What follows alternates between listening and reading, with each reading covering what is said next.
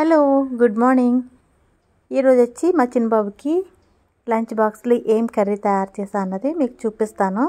ఇది చాలా ఈజీనే, చూడటానికి ప్రాసెస్ చాలా ఎక్కువగా అనిపిస్తుంది కానీ అలా ఏం ఉండదు, చాలా సింపుల్గా తయారు చేసేయచ్చు. అయితే ముందుగా పాలు కాచి పక్కన పెట్టుకుందామండి.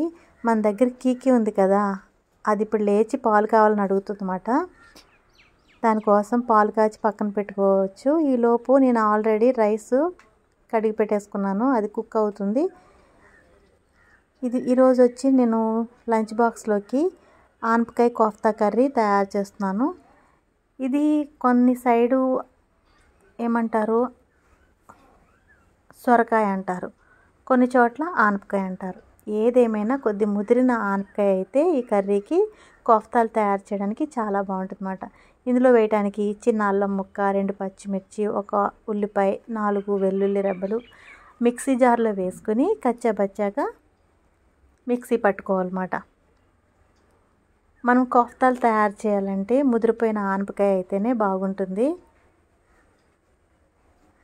కోఫ్తాలు ఆల్రెడీ మీరు ముందుగానే తయారు చేసుకుని ఫ్రిడ్జ్లో పెట్టుకున్నారంటే ఉదయం లేచిన వెంటనే ఈజీగా లంచ్ బాక్స్ కర్రీని తయారు చేసేయచ్చు అన్నమాట.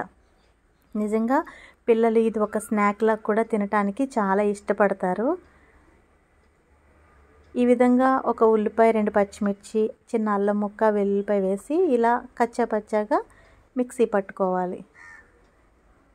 ఇది పక్కన పెట్టుకుందాము. ఇప్పుడు సొరకాయ తీసుకుందాము. సగం వరకునే కోఫ్తాలు తయారు చేస్తానండి. పూర్తిగా చేయటానికి హాఫ్ వరకు మా చిన్నబాబుకి లంచ్ బాక్స్లోకి సరిపోతుందన్నమాట. ఈ విధంగా చక్కగా కోరుకోవాలి. ఇలా కోరుకున్న ఆనపకాయని ఒక క్లాత్లో వేసి వాటర్ అంతా పోయే విధంగా గట్టిగా పిండుకొని పక్కన పెట్టుకోవాలి. ఈ కర్రీ నిజంగా చాలా బాగుంటుంది. ఇంకా మంచి మంచి వెరైటీగా చేయొచ్చండి. కోఫ్తాలు ఒకటి తయారు చేసిన ఆల్రెడీ మనం పెట్టుకున్నామంటే వీటితో మనము పన్నీర్ ఏ రకంగా అయితే వెరైటీస్ తయారు చేస్తామో అదేవిధంగా ఈ కోఫ్తాలతో చాలా వెరైటీస్ తయారు చేసుకోవచ్చు. ఈ విధంగా వాటర్ అంతా పిండేసుకుని ఇలా పొడి పొడిలాడుతూ ఉన్న ఆనపకాయ కూరని పక్కన పెట్టుకోవాలి. ఇప్పుడు చూడండి, ఆ వాటర్ పారబోసేయద్దు, ఆ వాటర్ని అట్టే పెట్టుకొని కర్రీలో మనం ఉపయోగించుకుంటాం అన్నమాట.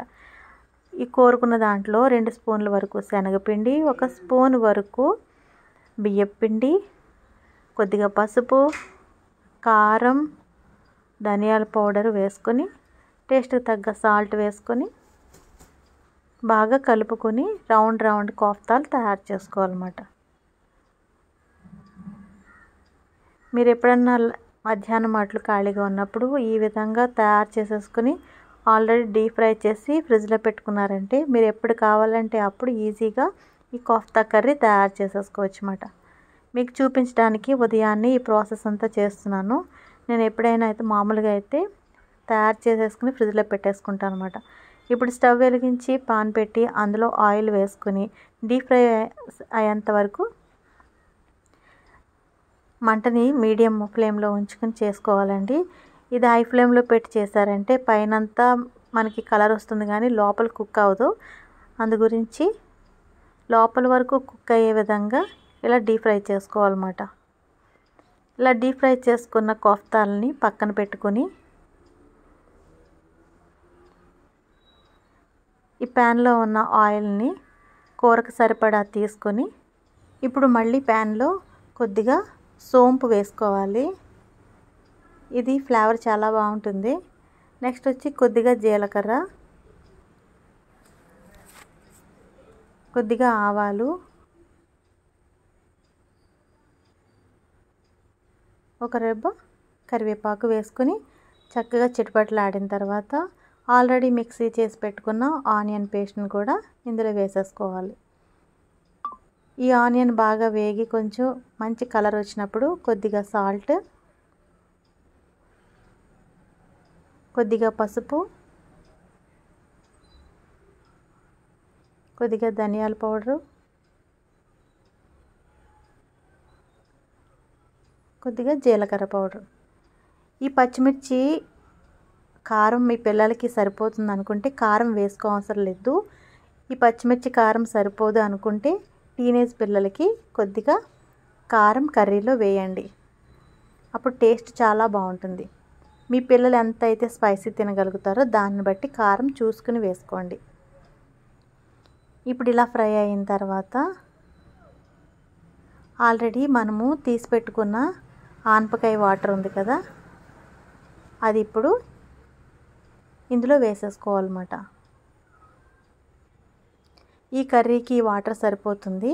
మీరు అవసరం అనుకుంటే మామూలు వాటర్ కూడా కొద్దిగా వేసుకోవచ్చు.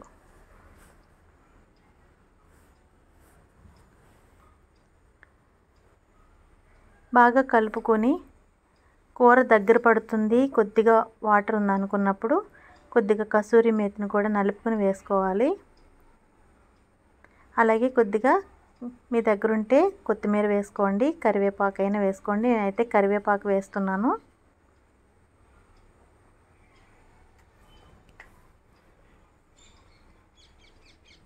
కొద్దిగా కూర పక్కకు తీసి పెట్టి మిగిలిన కర్రీలో రైస్ వేసి కలుపుతున్నాను.